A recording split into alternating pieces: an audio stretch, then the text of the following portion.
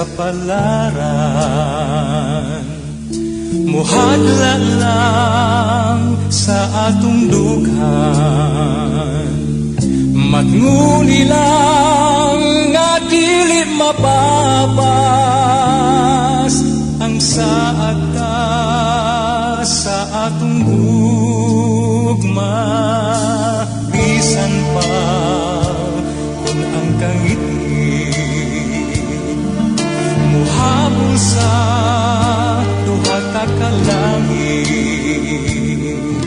dan agilang sa pahiyo mo ang gugma mo, maoy kahayag ko.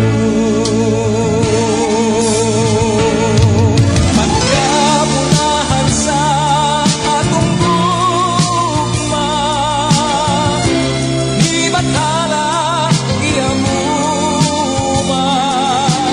dili ta kawangon, dili ta pakyason.